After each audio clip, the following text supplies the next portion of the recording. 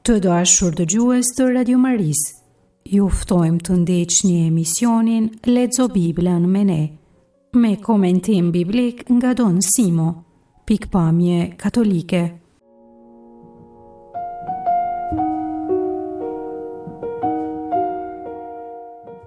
Vazhdojmë leximin e librit të parë të Samuelit. Leximin e tekstit sot do ta bëj Kime tek Lenja nga Lezhë, kurse katekezën për herë të parë tek Lexo Biblën me ne do ta bëj Valeria Marku nga Ganjolla, famullia e Jobanit.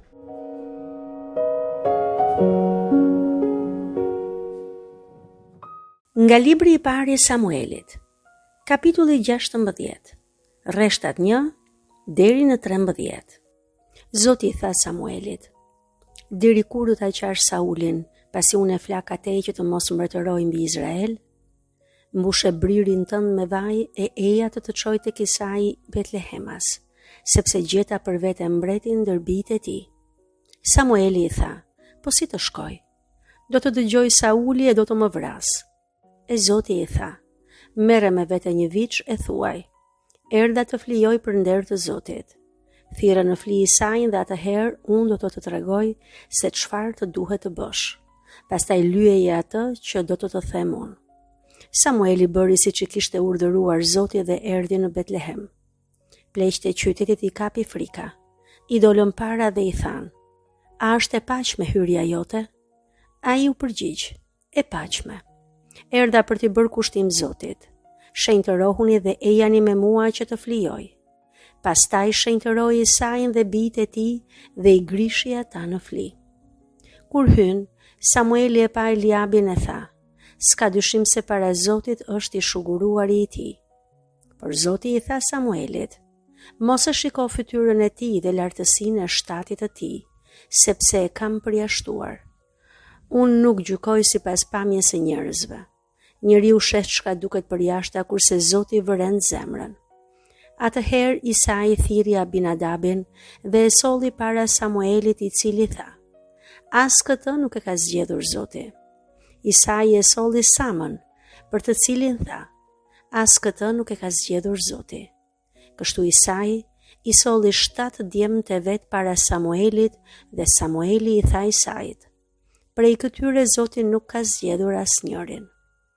Samueli i tha përsëri Isait: "A janë vetëm këta bijtë e tu?" Ai ju përgjigj: "Kam edhe një, më të voglin, është duke kullotur delet."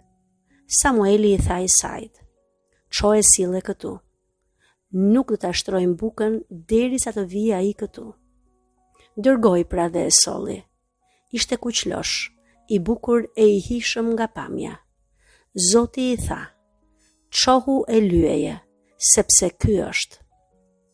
Atëherë, Samueli e mori bririn dhe e shuguroi mes vëllezërve të tij. Shpirti i Zotit e pushtoi Davidin prej asaj dite e më tutje. Samueli u ngrit e shkoi në Ram.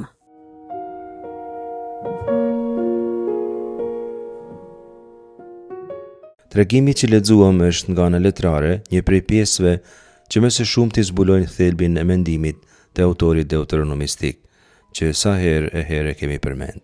Tregohet këtu cili është roli i mbretit dhe si Zoti do që mbreti të jetë.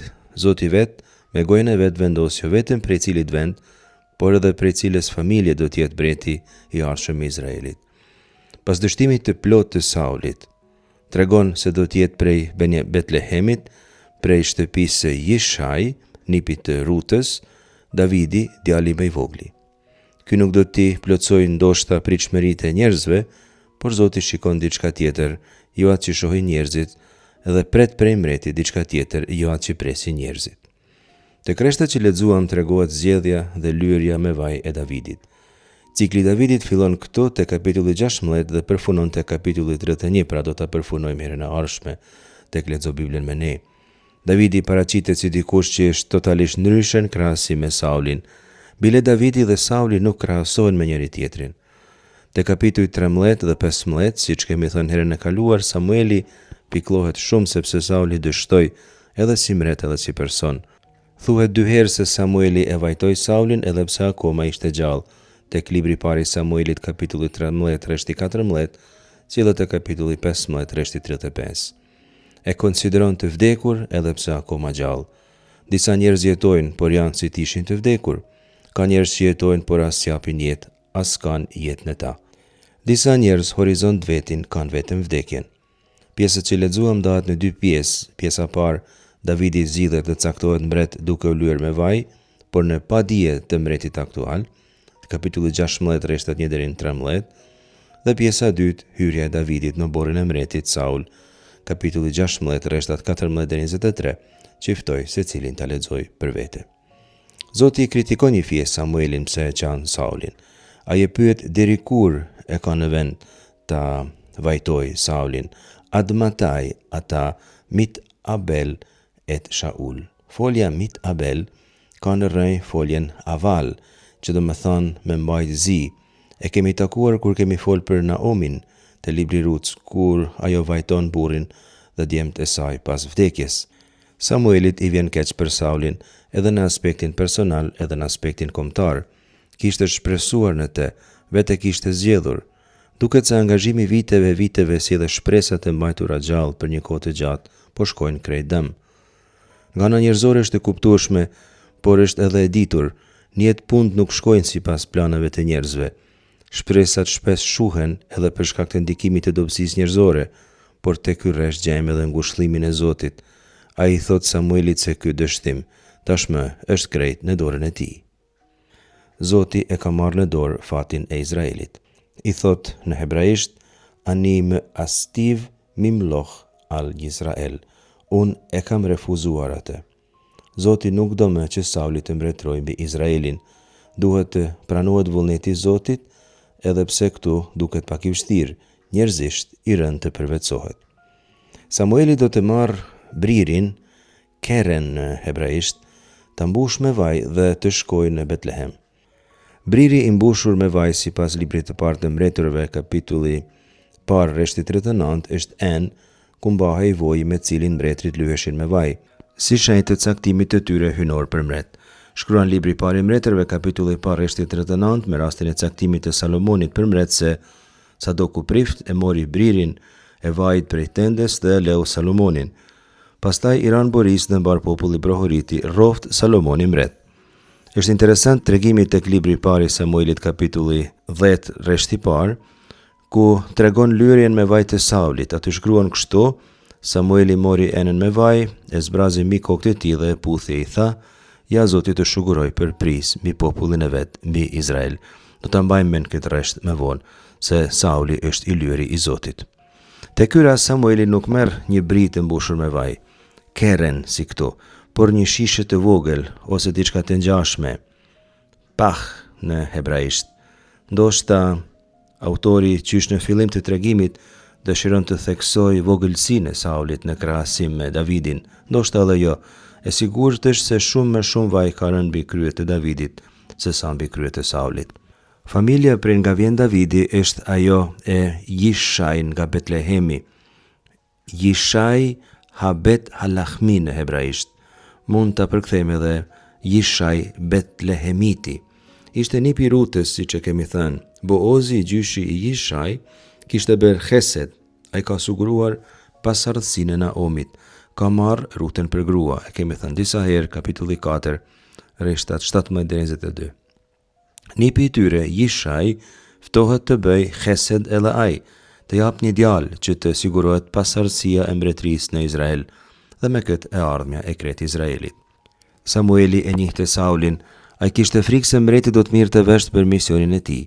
Edhe pse ishte mision hynor, ai do të refuzonte, sepse kishte refuzuar Zotin. Samueli kishte frikë me të drejtë se Sauli do ta vriste.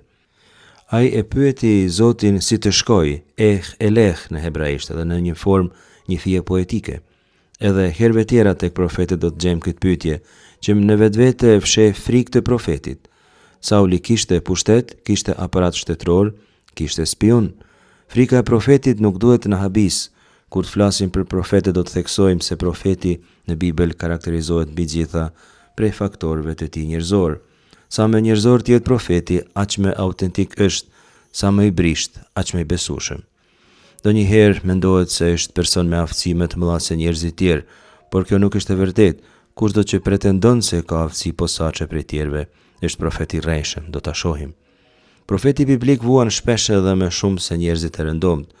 Zoti flet e pranon se frika e Samuelit ishte e arsyeshme.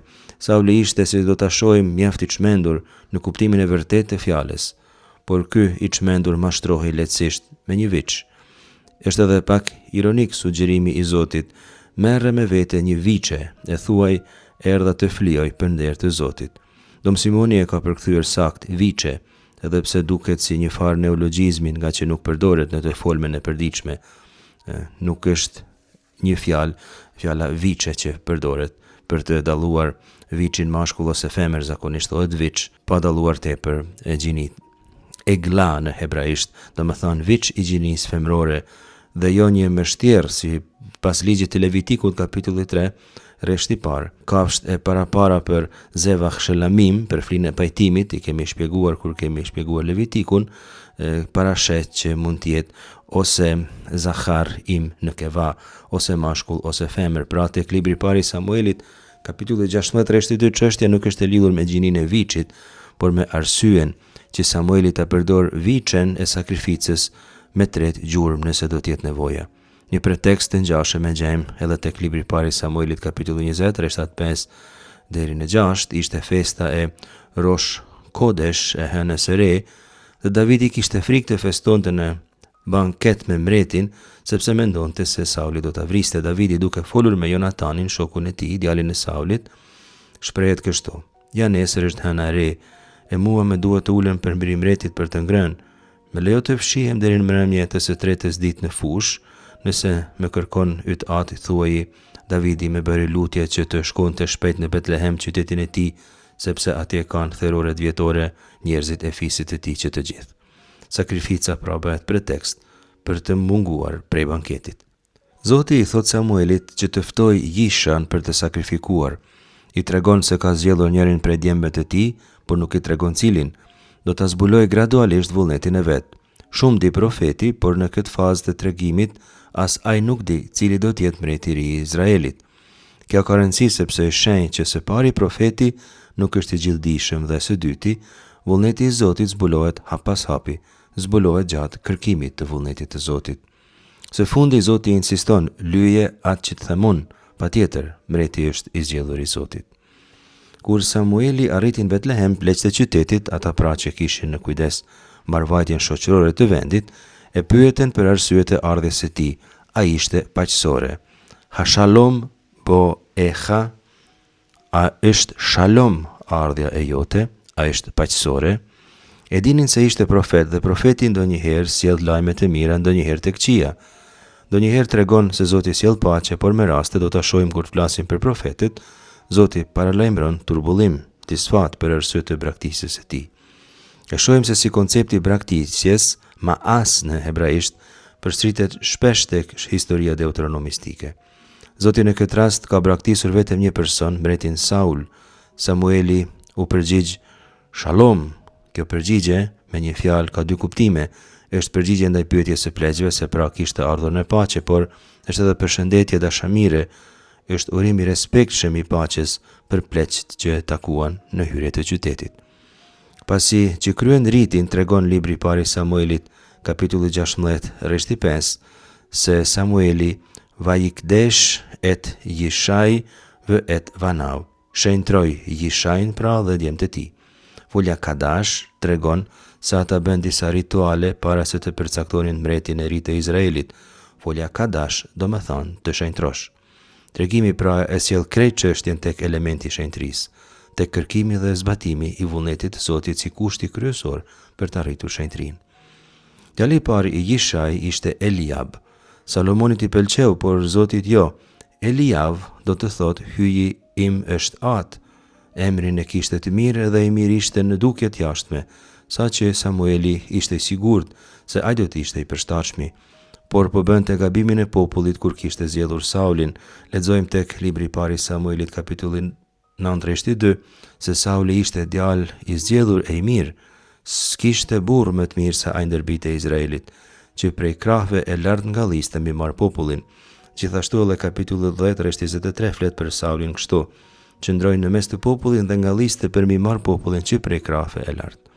E kishin zgjedhur pra duke u nisur prej pamjes së jashtme të tij, djali i mirë si askush tjetër, nuk ishte më të gjatë se ai prej krahëve e sipër. E kishin zgjedhur sipas pamjes së jashtme, këtë gabim po bënte edhe Samueli. E kemi thënë profeti është njeri edhe profeti gabon, gjithkush gabon. Dhe e dim, logjika e botës, praktikat e atyre që e kanë përjashtuar Zotin, mund t'ja mbyllin syt edhe njerëzve më të kujdesshëm për çështjet e fesë. Duhet vigjiluar shumë që mos me adoptu sugjerimet e shekullit. Zoti e mëson Samuelin, por edhe ne që po lexojmë këtë kapitull. Mos e shiko fytyrën e tij dhe lartësinë e shtatit të tij, sepse e kanë përjashtuar. Unë nuk gjykoj sipas pamjes së njerëzve, njeriu sheh çka duket përjashta, kurse Zoti vren zemrën. Kapitulli 16, rreshti 7. Njeriu pra nuk vlerësohet prej pamjes së jashtme, por prej asaj çka ka në zemër. Ne nuk dim çka kishte në zemër Eliav, por Zoti e dinte, Zoti atë e kishte përjashtuar. Ki më astihu në hebraisht. Pra folja ma as përsëritet prap, folja përjashtoi. Zoti ka refuzuar para se Samueli ta propozoj. Vendimi hyjnori paraprin vendimeve e vlerësimeve njerëzore. Arsyetimi i Zotit pse e ka përjashtuar Eliabin formulohet në një mënyrë mjaft specifike në hebraisht. Kilo asher yir e ha Adam. Këtë mund ta përkthejmë, punët nuk janë ashtu si duke njeriut, ose ashtu si sheh njeriu. Gjërat nuk janë ashtu si kurse e sheh njeriu. Gati se sugjerohet se njeriu sheh gjithmonë gabim, por nuk duhet ta mendojmë kështu. Arsyeja është pse Zoti thot ki ha Adam yir e le enayim ve Adonai yir e la levav. Njeriu sheh me sy, sheh çka shohin syt, aq sa ka mundësi të shoh me sytë e vet, pra në mënyrë të kufizuar. Zoti nga ana tjetër sheh diçka që njeriu nuk mund të shoh, zemrën, la levav. Askush nuk mund të di çka tjetri ruan në zemër, çka tjetri mendon. Do të ishte pretenduese shumë të mendohet se njeriu ka aftësi që vetëm Zoti ka. Në Ungjil disa herë theksohet ky element esencial antropologjik, se pra njeriu ka një dimension trupor të jashtëm, por edhe se ka një dimension më misterioz, shumë të gjallë, që jeton në përditësi. Ky është dimensioni i tij i brendshëm. Të katërtit ungjij në mënyrën e vet theksojnë se Jezusi e njeh mirë zemrën e njeriu. Për shembull Marku 2, rreshti 8, Jezusi në shpirtin e vet e hetoi menjëherë se ata po mendonin ashtu në vete. Tek paraleli i Mateut, Mateu 9:4, ky element del edhe më qartësisht. Jezusi duke I ditur mendimet e tyre tha, pse mendoni keq në zemrat tuaja? Një tjetër shembull është Luka 6, rreshti 8. Jezusi u adinte mendimet e I tha njeriu që kishte dorën e thatë, çohu e dil në mes. Ai u ngrit e qëndroi në këmbë. Në shtëpinë e Simonit farizej, gjatë banketit në shtëpinë e tij, ai dinte çka po mendonte ky zot shtëpie. Kur e pa këtë gjë farizeu që e kishte thirrur mendoj me vete, po të ishte ky profet, do ta dinte se kush dhe çfarë gruaja ishte kjo që po e përket, se ishte mëkatare. Jezusi mori fjalën dhe I tha, Simon, dua të them diçka. Fol mësues, ju përgjigj ai. Mund të lexoni aty tregimin duke qartë se Jezusi I diti shumë mirë çka Simoni po mendonte me vete. Pra ky është Ungjilli Luks, kapitulli 7, rreshta 39 deri në 40. Një tjetër shembull mund ta marrim prej Ungjillit të Luks, kapitulli 9, rreshtat 47-48. Jezusi duke e ditur ç'mendime u vloni në zemër, e mori një fëmijë e afroi pranë vetes dhe u tha, kush e pranon këtë fëmijë në emrin tim, me pranon mua, e kështu me radhë. Dhe shembulli I fundit thot kështu, por se vet Jezusi nuk kishte shumë besim në ta sepse I njihte mirë të gjithë. Nuk kishte nevojë t'i dëshmonte kush për njeriu, sepse ai e dinte mirë çka njeriu ndryn përbrenda. Ungjilli I Gjonit, kapitulli 2, rreshta 24-25. Për këtyre pjesëve ungjillore të kthejmë në Betlehem edhe një herë. Zoti refuzon 7 djemë të Jisha, të shtatit luftar e patriot. Asnjërin prej tyre Zoti se kishte zgjedhur. Edhe Samueli habitet nuk mund të mendoj se Jisha kishte me djem. Në fakt e pyet ha tamu ha në arim, a është ky numri I plot I të rinjve, fjalë për fjalë? Habitet Samueli, por edhe baba I djemve, I thot në hebraisht Sha'ar od hakaton, vëhine ro e bacon. Kamet edhe një më I vogli është bari dhensh, por ruan dhend. Është ky ai që zgjedh Zoti, kët Samueli do ta lyej me vaj. Ka dy karakteristika, është I vogli dhe është bari dhensh. Të dyja janë karakteristikat e mbretit. Zoti është I madhi, jo mbreti, dhe në këto conë në hebraisht janë metafore popullit. Mbreti do t'i prij popullit, do ta ruaj, ati do t'i shërbej.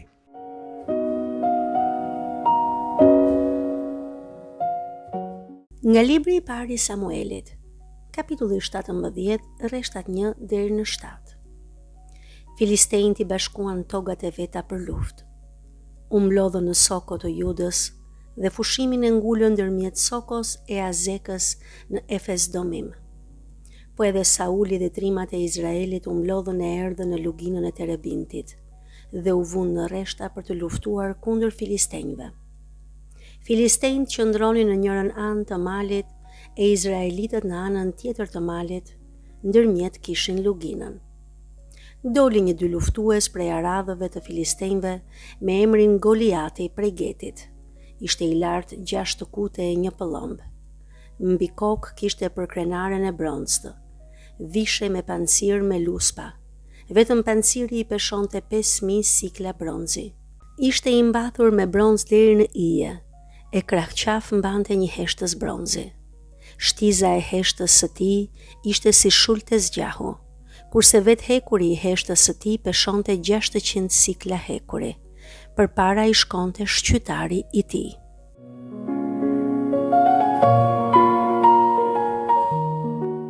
Këtë tregim e një gjithkush edhe kush nuk ka asnjë njohuri për Biblën, është i dobti që mund të fortin. Zoti tregon zgjedhjet e veta paradoksale në ngjarje konkrete të jetës. Mirë po këtë tregim është plot me teologji. Ky do të mundohem të qes në pa në shpjegimet e këtyre rreshtave. Tek rreshtat që lexuam, Goliat del në skenë, Davidi nuk shfaqet as pak, del krejt vonë. Në kapitullin 16 Davidi ka hyrë në borrin e Saulit si muzikant, si ruajtës i armëve të tija, pra si shërptor. Te kapitulli 17 ai del në publik si hero. Filistej dalin prap në skenë si armiq, u mblodhen midis Soho dhe Azeka në Jehuda. Ishte vend strategjik, nëse ata do të fitojnë këtë betejë, Judeja do të jetë në dorë të filistejve.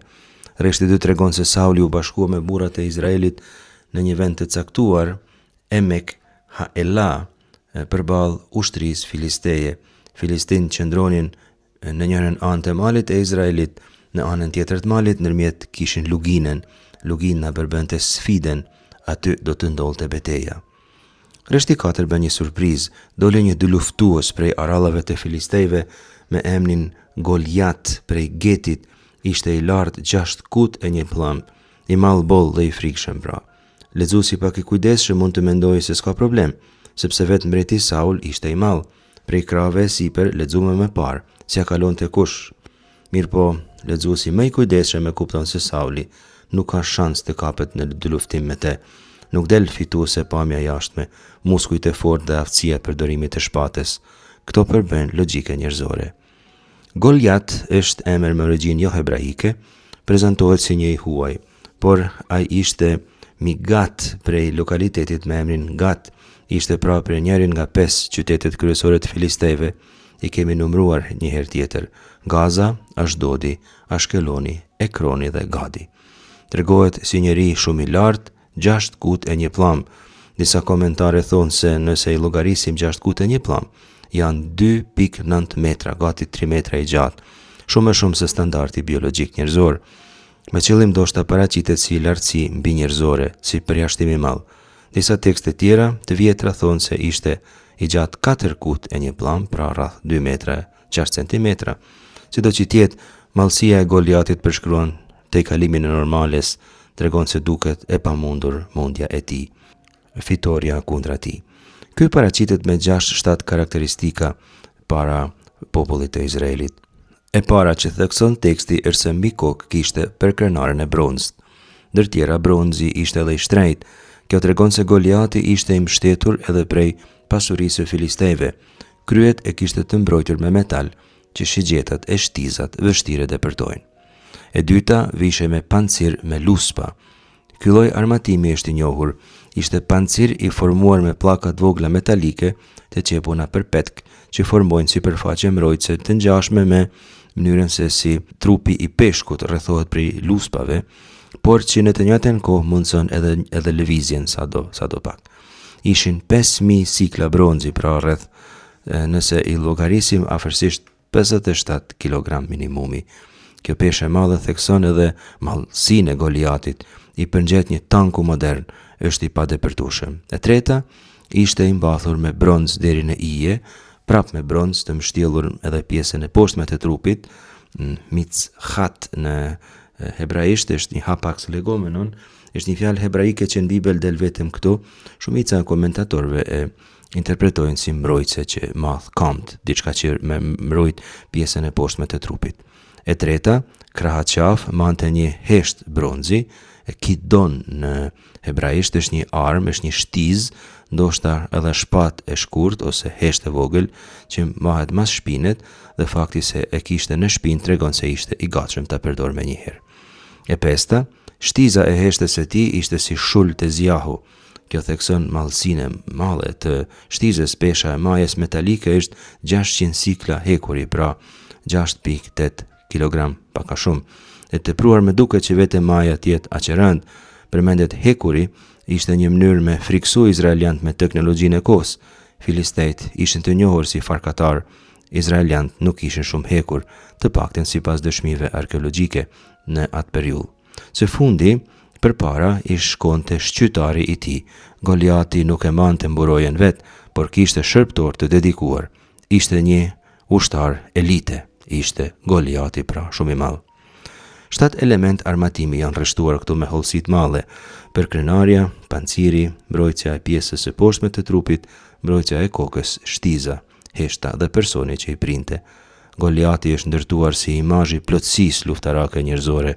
Asgjë nuk mungon nga pikpamja e fuqisë ushtarake dhe njerëzore, por duket edhe pak i egzageruar ky vetë sigurim. Duket se ai nuk mendon të luftoj, të tregoj aftësitë posaçme beteje, por të shfaq arrogancë. Kush e njeh mirë Biblen, mentalitetin e shkrimit shenjtë e di se ai ka humbur betejën akoma para se të fillojë. Për 2 arsye. Njërin e thash, nuk ishte komod në aspektin luftarak, ishte tepër i rënduar me metale, por edhe për një tjetër, një fjeme të hollë. Ai nuk ishte i zgjedhur i Zotit dhe po luftonte kundër popullit të zgjedhur të Zotit.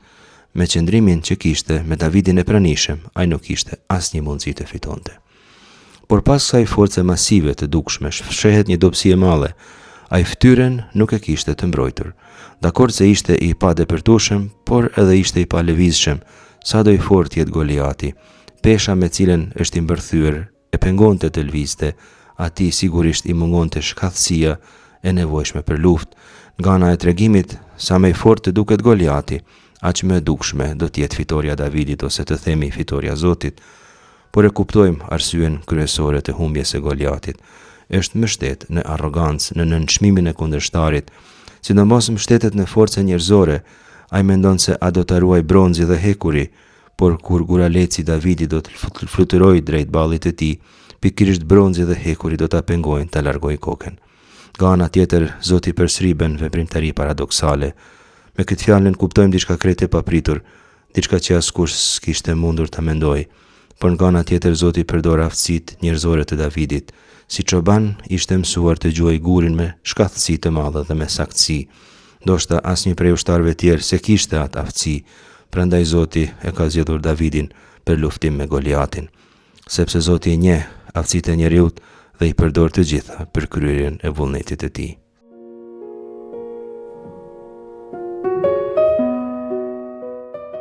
Lexim nga libri i parë i Samuelit, kapitulli 19, rreshtat 1 deri në 7.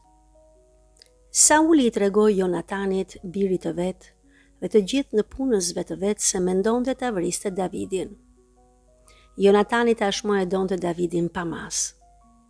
Jonatani i dëftoi Davidit e i tha: Sauli i mat kërkon të vras.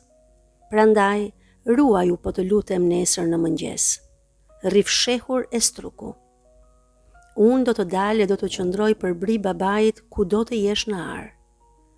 Unë do të flas me timat për punën tënde, e gjithçka të hetoj, do të ta tregoj ty. Jonatani foli mirë për Davidin me babain e vet Saulin e i tha: Mos të më katoj mbreti kundër shërbëtorit të vet Davidit, sepse nuk të ka bërë far faje. Përkundrazi, veprat e tia të kanë sjell shumë dobi. Jetën e vet e ka vënë ndër gërshër.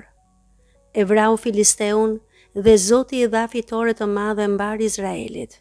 E pe dhe u gëzove. Pse atëherë më katon kundër gjakut të pafajshëm, e mendon ta vrasësh Davidin që s'ka faj? Sauli, kur I dëgjoi këto fjalë, u qetësua nga fjala e Jonatanit dhe u përbetua. Pasha Zotin, ai nuk do të vritet. Atëherë, Jonatani e thiri Davidin dhe ja tregoi të gjitha këto fjalë. Jonatani e paraqiti Davidin te Sauli dhe qëndroi tek ai, siç kishte qëndruar më parë.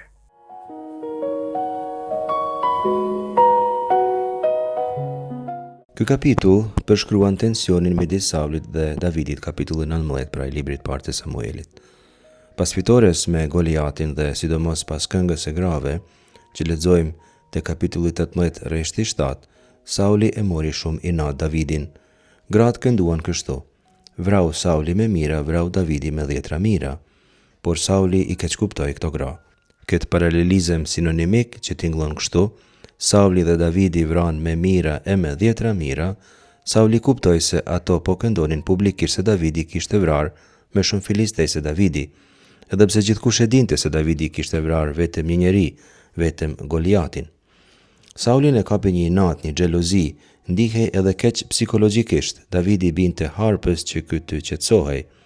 Ka në këto tregime dhe elemente të rëndësishme të logjike prej Saulit, ishte larguar shpirti I Zotit, kurse Davidi ishte plot me shpirtin e Zotit. Mendoj se tregimi sugjeron se Saulin e qetësonte prania e Davidit, pra e dikujt plot me shpirtin e Zotit, jo melodia e harpës. Prania e Davidit mulonte te Sauli boshllëkun e krijuar prej mungesës së shpirtit të Zotit në të. Sauli I tregoi Jonatanit, birit të vet dhe të gjithë në punësve të vet, se mendonte ta vriste Davidin. Ishte një rresht shumë kurioz, shumë konciz dhe I vendosur. A thua se s'ka vend për negociata. Sauli ka vendosur, e folja davar, këtu do me thonë, me një karakter zyrtar, autoritar. Sauli nuk shpreh dëshira po diçka tjetër. I tregon Jonatanit dhe krejt shërptorve, krejt oborrit mretror. Tregon autori gjithashtu se Jonatani tashmë e donte Davidin pa mas. Davidi e Jonatani ishin shumë shok. Jonatanit me siguri nuk do t'i vijë mirë, përkundrazi, nga ana letrare te ky rresht kemi një kontrast. Sauli flet me gjithë oborrin mretror për të vrarë Davidin. Jonatani e donte shumë, disi në heshtjen e zemrës së vet, por Jonatani e donte edhe Saulin, babën e vet. Jonatani pra luan dy role, edhe rolin e princit, rolin e të afërmit më të madh të mbretit, por në të njëjtën kohë edhe rolin e dikujt që do babën e vet dhe do shokun e vet. Jonatani me njëherë I tregoi Davidit, mbretit të ardhshëm, mirë po ai vetë ishte trashëgimtar I fronit, ishte djali I parë I mbretit Saul. Jonatani e dinte misionin e Davidit dhe e pranonte misionin e Davidit. Në krahasim me babain e tij, ai nuk tregon as egoizëm as inat. Tregon dashuri për mikun e tij. I thot Davidit dy gjëra. Gjëja e parë në hebraisht po lexoj: Shaul avi, Sauli babaim, me vakesh lë hamiteha, po të kërkon të vras, kërkon që të vras. Lajme është I drejt për drejt, pas tërhollime, por me një dozë vështirësie. Është babai im, nuk kam çfarë të bëj. Jonatani ndodhet në vështirësi të rënd emotive dhe psikologjike, që asesi s'ka si ta zgjidh. A jep këshill konkrete: ruaju po t'lutem, nesër në mëngjes. Rri fshehur e struku. Janë këshilla për mbijetesë. E njihte Jonatani babën e vet, e dinte se nuk do të ndronte mendim. Disa njerëz kryefort nuk e ndrojnë mendimin kurrë. Fakti që Jonatani specifikon nesër në mëngjes, tregon se ka një informacion të saktë mbi planet e babait të vet. Ishte informacion I brendshëm, I marrur prej bisedave të brendshme, ndërkohë planifikon të bëjë ndërmjetësim te baba. Sa tjetë I fshehur Davidi, ai do të flasë me Saulin, ndoshta në pranitë të Davidit të fshehur, mendon të ndihmoj dhe të shpëtoj shokun në të gjitha mënyrat. Pasi që paralajmëroi Davidin, ai foli me babën. Shënimi I parë I tekstit është se I foli mirë për Davidin. Diber tov be David, e shprehje frazologjike që tregon dikë që luan rolin e ndërmjetësuesit, të garantuesit të vërtetësisë së asaj që po thuhet. Është personi që futet në mes të konfliktit, dikush që është neutral brenda konfliktit, dikush që ka respekt për të dyja palët, pa qenë I njëanshëm.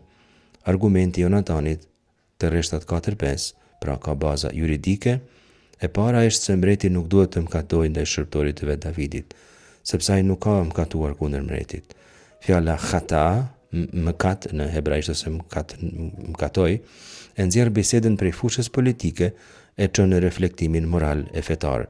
Nga ana politike mund të mos jetë diçka dëmshme eliminimi i Davidit, por nga ana morale është e gabueshme sepse ai asesi meriton përkundrazi. Në aspektin e ligjit të Mojsiut, vrasja e njeriut të pafajshëm është mëkat i rënd. Tjetër, Davidi është avdo në hebraisht, është shërbëtori jot, shërbëtori i Saulit.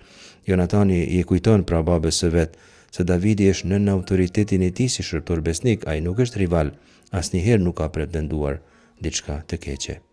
Argumenti i dytë ka të bëjë me sjelljen e Davidit, shumë të mirë për mbretin. Ai meriton shpërblim nëse duhet t'i jepet, por vrasje asesi nuk meriton. Edhe nga ana shoqërore, vrasja e tij do të ishte padrejtësi e madhe. Lexojmë tek rreshti 5 se Jonatani thot, jetën e vet e ka vënë në gërshër, e vrau Filisteun dhe Zotja i dha fitore të madhe mbar Izraelit, e pe dhe u gëzove. Nga ana retorike ky rresht kulminon argumentimet e Jonatanit. Ai i thot babës së vet se Davidi, kur luftoi me Goliatin, sum et nafsho bechappo në hebraisht, vendosi jetën e vet në pëllëmbën e Goliatit, në dorën e Goliatit. Dom Simoni e ka përkthyer në gërshër, e ka përkthyer saktësisht pra. Ka treguar guxim të madh. Jonatani kujton babait se Davidi kishte sakrifikuar jetën për të shpëtuar Izraelin. Askush se kishte pritur prej Davidit këtë gjë, por ai ka dalë vullnetar. Pastaj Jonatani ofron argumentin teologjik. Zoti i dha fitore të madhe mbar Izraelit. Shpëtimi nuk i takon Davidit si merit personale, i takon Zotit. Së fundi Jonatani mundohet ta bëj babën të ndihet keq. I thot ti e pe dhe atë ngjarje dhe u gëzove. Ja përkujton si është ndjer atëherë, pse tani të ndihet ndryshe. Tani pse është xheloz? Jonatani nuk e rëndon Saulin me fjalë, por ti si me kujdesja përkujton si ka qenë kur ka qenë i drejtë dhe e fton të rikthehet ku ka qenë përpara i drejtë. Në fund i bën edhe pyetjen retorike me shpresë se do të marrë përgjigje të duhur. Pse atëherë mëkatnon kundër gjakut të pafajshëm e mendon ta vrasësh Davidin që s'ka faj? Shpresonte se kështu baba do t'i jepte të drejtë. Pyetja retorike e mbyll argumentin. Gjaku i Davidit është dam naki në hebraisht, gjak i pafajshëm sipas ligjit të Përtrir, kapitulli 19 ose libri i 2 i Mbretërve kapitulli 21 e shumë tekste tjera theksojnë se vrasja e të pafajshmit është mëkat i rënd që kërkon hakmarrje. Kështu Jonatani na mëson një fjalë të rëndësishme hebraike, fjalën chinam, që do të thonë kot, pa arsye, bosh. Mendja e madhe, xhelozia, hidhrimi e të gjitha këto vese janë chinam, janë të gjitha kotësi, absurditete. Tek rreshti 6 lexojmë se Sauli i premtoi. Sauli kur i dëgjoi këto fjalë u qetësua nga fjala e Jonatanit dhe ju përbetua, pasha Zotin ai nuk do të vritet. Duket sikur fjala e të birit e qetësoi mbretin, por ai e kishte marrë vendimin në zemrën e vet. Ai bën be Zotin se nuk do të vras Davidin. Chai Adonai im jumat në hebraisht. Ai betohet duke thirrur emrin Adonai, por ruach e Zotit ishte larguar prej tij. Shpirti i Zotit pra ishte larguar prej tij, sikur se lexuam te kapitulli 16-14. Atë moment djali ndoshta ja kishte mbushur mendjen, por kot sepse shumë shpejt hidhrimi e ka bërë të veten. Mundohet prap ta vras Davidin, ai jep një premtim që nuk e mban. Vendimi i tij është si zjarm shkoklash, bën shumë tym, por pak zjarr. Njerëzit e paqëndrueshëm në premtime e në vendime janë jashtëzakonisht të dobët në strukturat e veta të personalitetit. Na kujtohet fjala e Jezu Krishtit kur përmend dhënien e fjalës. Po citoj Mateu kapitulli 5, rreshta 34-37. E unë po ju them, asesi mos u betoni, as me qiell sepse ai është froni i hyjit, as me tokë sepse ai është shtroja këmbët e tij, as me Jerusalem sepse ai është qyteti i mretit të madh. Mos bebej as në kokën tënde sepse nuk je i Zoti, as një fije floku ta bësh të bardhë ose të zezë. Fjala juaj le të jetë po, jo, çka do që është me tepër se kaq vjen prej qoflargut.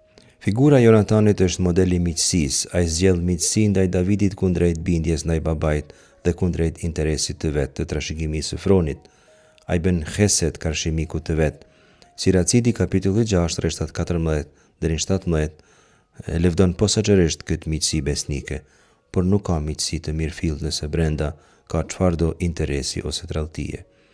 Fjalimi i Jonatanit është një model i ndërmjetësimit. Davidi nuk ka faj, ai ka merita, Zoti ka vepruar përmes tij.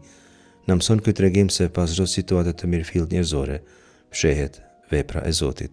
Së treti, kufizimet e Sauli brenda të njëjtit tregim dhe të njëjtin kapitull biblik harron betimin e dhënë. Ai kupton gjërat por nuk ka qëndrueshmëri. Defekti i tij është çështja e shpirtit të tij, e qëndrueshmërisë së brendshme. Mund t'i ndodhë gjithkujt që të jetë i paqëndrueshëm. Do ta lutim Zotin të na ndihmojë të jemi të qëndrueshëm.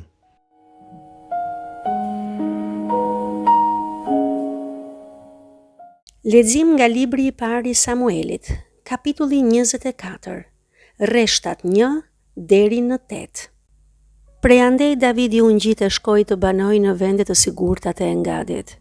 Kur u kthye Sauli prej ndjekjes së filistejnëve, e lajmëruan: Davidi tani gjendet në shkretëtirën e Engadit. Sauli mori 3.000 burra të zgjedhur në mbar Izraelin dhe u nis për të gjurmuar Davidin e njerëzit e tij në qetat e dhivet e egra. Arriti te vathat e deleve që janë afër udhës. Aty ishte një shpellë në të cilën hyri Sauli për të dalë për vete. Davidi me njerëzit e vet fshihej në pjesën e brendshme të shpellës. Njerëzit e Davidit i thanë atëherë: Erdhi dita për të cilën të ka thënë Zoti, unë do të ta lëshoj në dorë armikun tënd që të bësh me të, si të pëlqej ty. Kështu pra, Davidi u ngrit dhe pa zë, i preu Saulit kindin e leshnikut. Më vonë ebreu ndërgjegja Davidin pse i kishte prerë kindin e leshnikut Saulit, e u tha njerëzve të vet: Më ruajt të dora e Zotit që të mos i bëj kurrë më një punë të tillë im Zotit, të shuguruarit të Zotit, të vë më dorë në të, sepse është i shuguruar i Zotit. Davidi me fjalë të ashpra i qortoi njerëzit e vet dhe nuk i la të suleshin kundër Saulit.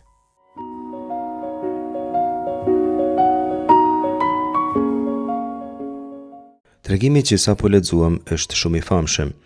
Davidi e ka Saulin në dorë, mundet me vra, por vendos mos me vra. Sauli po persekutonte Davidin në periudhe, por kur shkuan në Engedi, Sauli e ndoqi me 3.000 burra të zgjedhur, thot kapitulli 23 rreshti 8. Mirë po, edhe pse ishte me 3.000 burra të zgjedhur, në një moment mbeti vetëm, sepse ju desh të shkojnë në toalet. Davidi që ndodhe në shpellë ku hyri Sauli për nevojë, vendosi të mos e vras. Tregimi është mjaft i bukur. Sauli kthehet nga lufta kundër filistejve, thot rreshti i parë, dhe pa pushuar as pak shkon në ndjekje të Davidit. Prej inatit që kishte ose prej ndonjë mendimi të fiksuar në krye, ai e konsideronte Davidin armik njësoj si filistejt. Nuk pushoi as pak prej luftës me filistej, menjëherë hyri në luftë me Davidin. Erdhi lajmi se ishte në hebraisht Vehine David bë Midbar Ein Gedi. Dikush i tha se Davidi ishte në shkretir në Ein Gedi. Ky burim anonim tregon se kishte spion Sauli, se e kishte shtrirë rrjetën e kërkimeve. Ein Gedi është në brigjet e detit të vdekur, mund të vizitohet edhe sot e kësaj ditet, biles është një vend turistik sot, por tereni është i vështirë, tereni rreth e rrotull këtij burimit. Ein në hebraisht do të thonë sy, por do të thonë edhe burim. Gedi është kec, kështu e merr emrin burimi i Kecit. Ky vend ka shkëmbinj të lartë me shpella të shumta, ka burime, ka shkretira përreth. Është një terren shumë ideal edhe me ushqe, prandaj Davidi ndoshta u fsheh aty. 3.000 ushtar kundër 600 që kishte Davidi, siç tregon libri i parë i Samuelit kapitulli 23 rreshti 13. E shaj se nuk do të hasim një betejë fizike me siguri, tepër i dobët është Davidi me miqtë vet. Këta ishin Ish Bahur, burra të zgjedhur, elita ushtarake e Saulit. Këta 3.000 vet është gati për një veprimtari serioze ushtarake. Mirë po ata erdhen Al-Sure Haj Elim në qetat e dhive të egra, janë ngur mbi cilët kërcejnë dhitë e egra. Ky shënim sugjeron se tereni ishte krejt i papërshtatshëm për luftë ushtarake. Një mend se Sauli kishte 3.000 ushtar të zgjedhur, por gati i kishte kot në ato rrethana. Tregon rreshti 4 se aty ishte një shpellë në të cilën hyri Sauli për të dalë për vete. Davidi me njerëzit e vet fshihej në pjesën e mbrëmshme të shpellës, ka ndodhur si koincidencë. Për arsye fiziologjike bjen në dorë të Davidit. Është një mënyrë e turpshme me ranë në duar të armikut. Është pra ironi e thellë, shprehja frazologjike kryerjes së nevojës fiziologjike është hasak et raglav, që do të thotë të mbuloj këmbët e veta.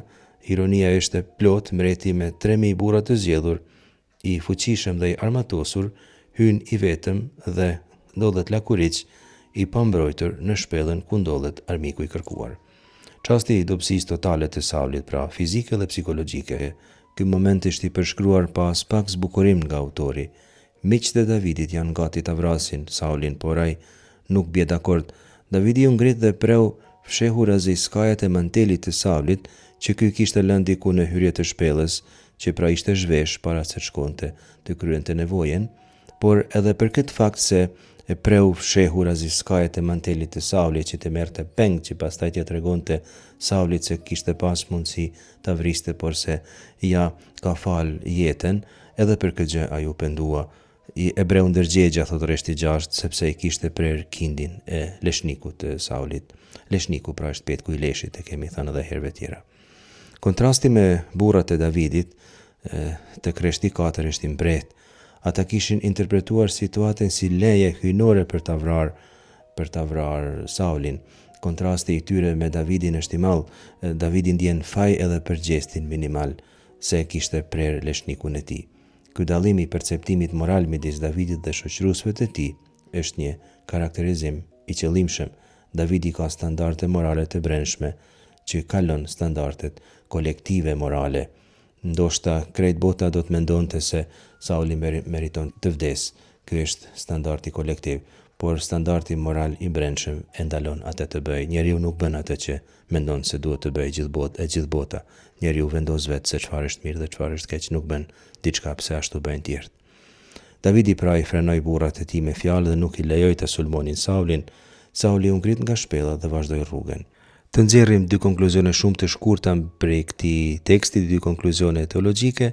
E para është teologjia e Mashiach, që këtu e gjen për herë të parë. Davidi refuzon të vras Saulin jo prej arsye të politike, por prej faktit se e dinte se Sauli ishte Mashiach i Zotit, i shuguruar i Zotit. Me këtë patjetër nuk themi se Sauli ishte Mesia, por se ai ishte i lyer me vaj. Mashiach, fjala Mashiach do të thot pikrisht i lyer me vaj, i shuguruar me vaj. Atë Zoti e kishte caktuar, nuk i takonte atij ta dënoi të caktuarin e Zotit. Një element tjetër që gjejmë është se ndërgjegja e Davidit është shembullore. Ai e ndjen veten fajtor edhe pse askush se qortoi. Saulin e qortoi Jonatani por kot. Me disa njerëz është një mend kot me fol, sepse ata nuk dëgjojnë askënd, vazhdojnë gjithmonë sipas mendimeve të veta. Ajo që është pak e çuditshme është se ata vazhdojnë të ndjekin mendimet e veta edhe kur e dinë se e kanë gabim, dhe kështu shkojnë në shkatrim.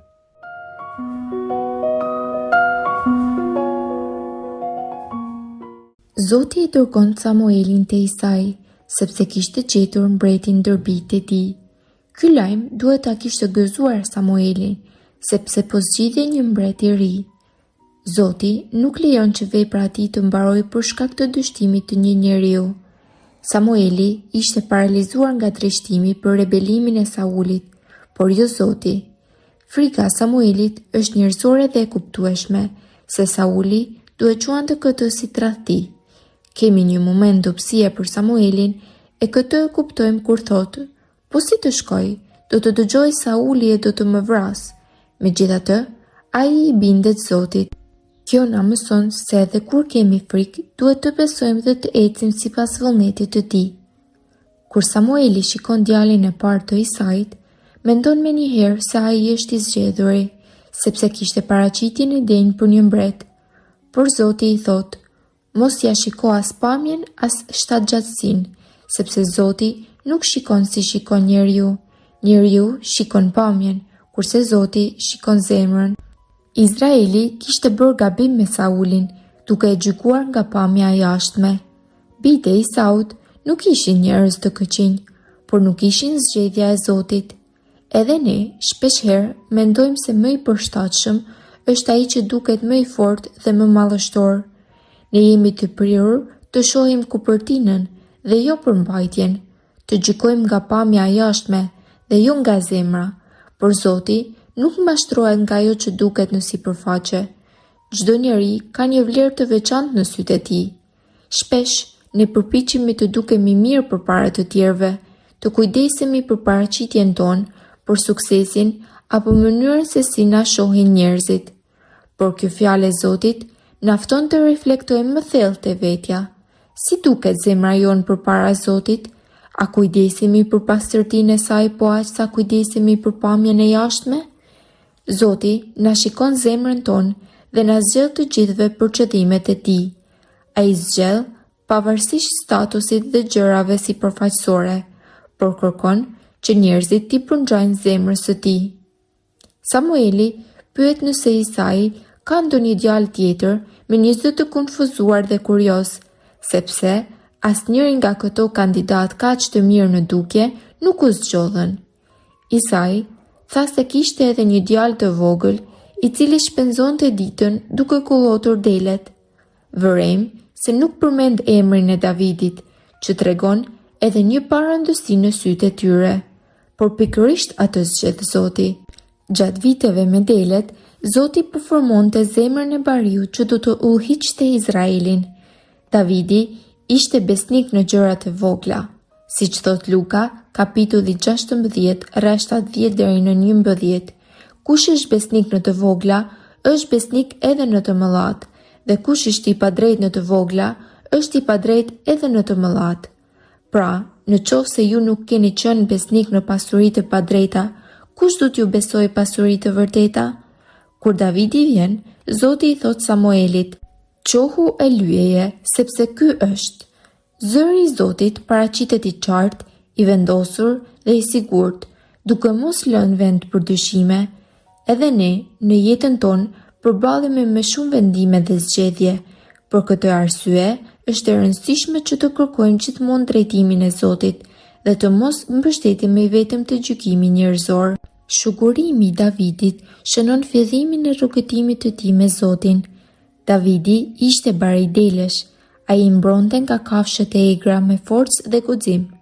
Po ashtu, edhe Jezusi është bariu ynë i mirë, ai na njeh, kujdeset për ne dhe na udhëheq në rrugën e drejtë.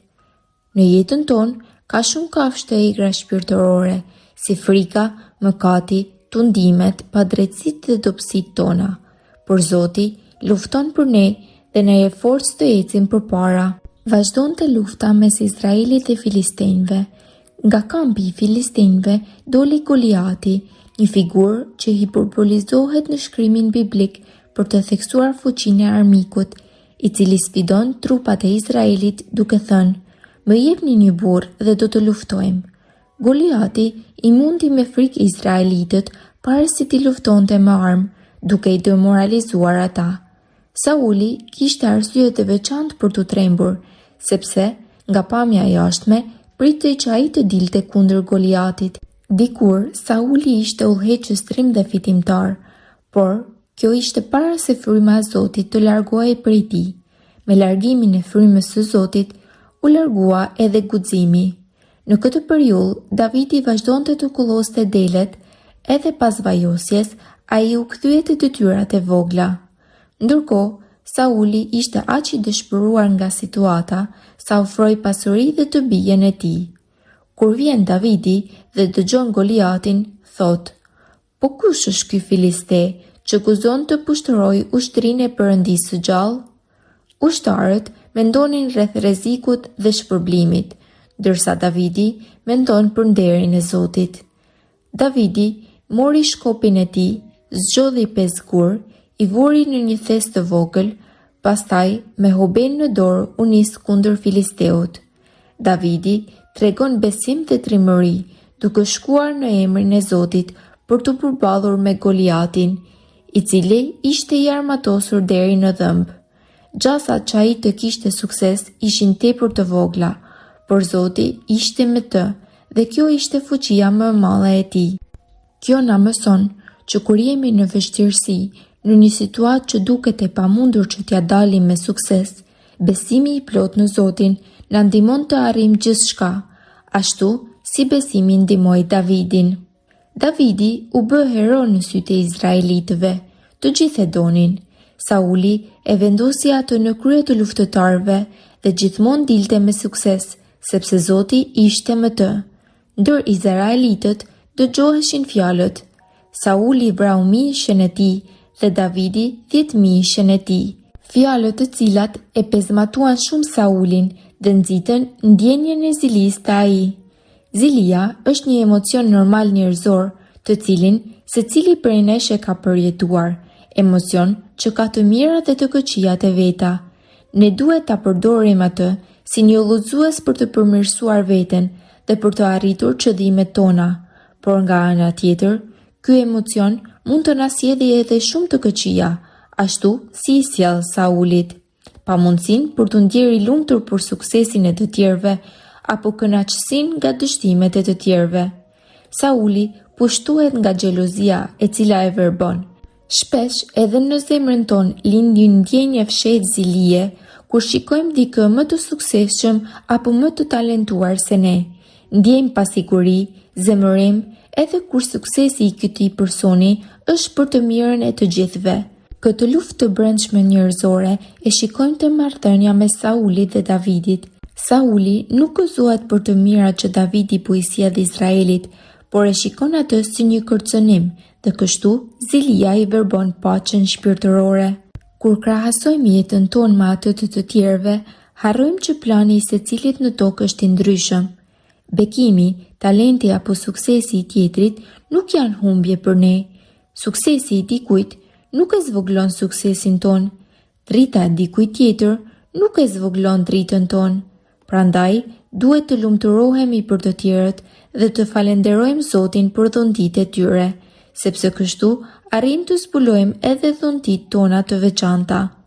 Zoti dëshiron të na shikojë duke mbështetur njëri tjetrin. Sauli vazhdon të ndjek Davidin për ta vrarë dhe do të përfshijë edhe Jonatanin dhe shërbëtorët e tij. Jonatani, biri i Saulit dhe mik i Davidit, ndërhyn për ta mbrojtur duke i thënë: Ti e ke parë dhe i gëzuar, pse duhet të mëkatosh kundër gjakut të pafajshëm, duke shkaktuar vdekjen e Davidit pa shkak. Ai ishte trim mjaftueshëm që t'i thoshte babait të tij që zemërimi dhe zilia e tij ishin mëkat dhe mbron të drejtën.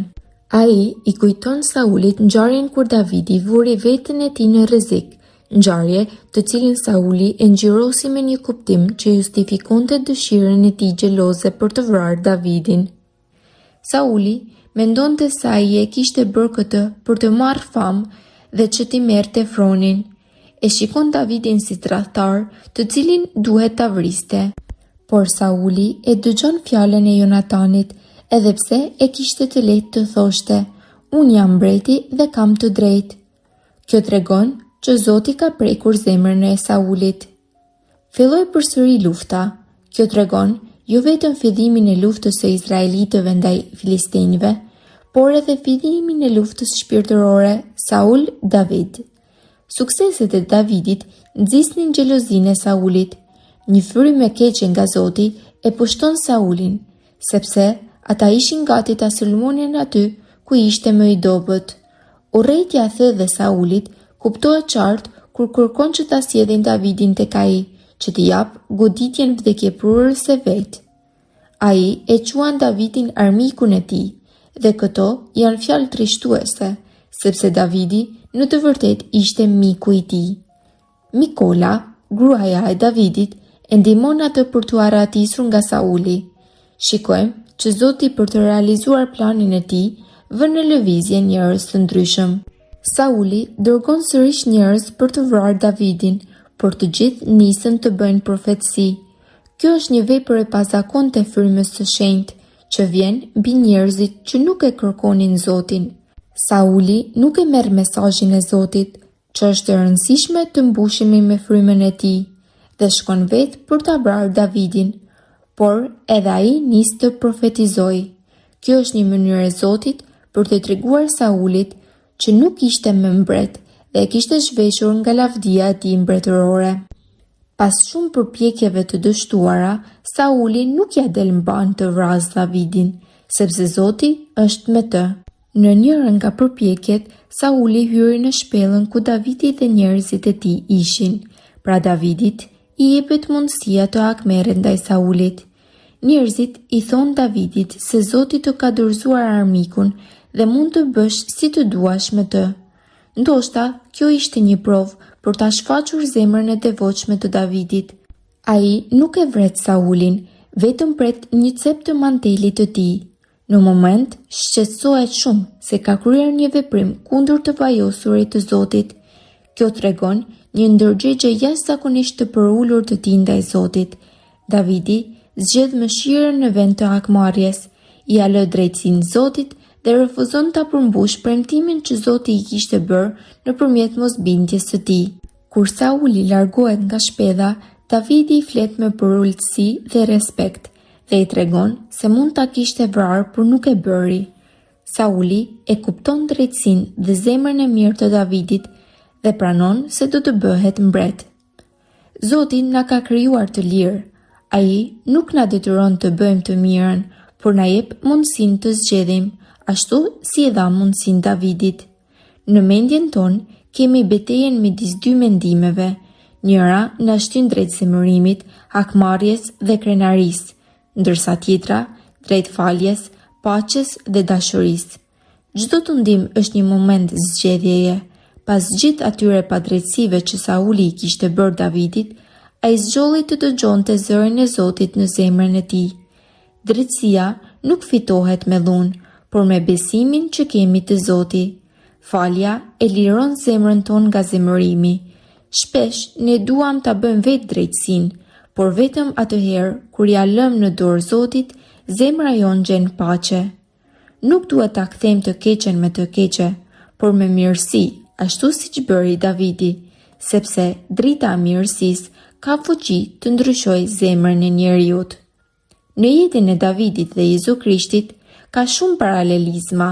Të dy u refuzuan, u ndoqën padrejtësisht, por zgjodhen mëshirën në vend të hakmarrjes dhe besimin te Zoti në çdo vuajtje.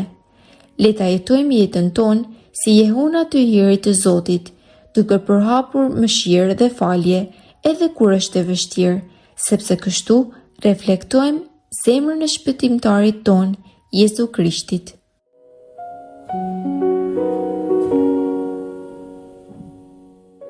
Në takimin e ardhshëm përfundojmë leximin e librit të parë të Samuelit, pra do të lexojmë kapitujt 27 deri në 31. Nëse doni lexoni të shtëpia me qëllim që t'i kuptoni sa më mirë. Shumë faleminderit për vëmendjen tuaj. Zoti ju bekoftë të gjithëve.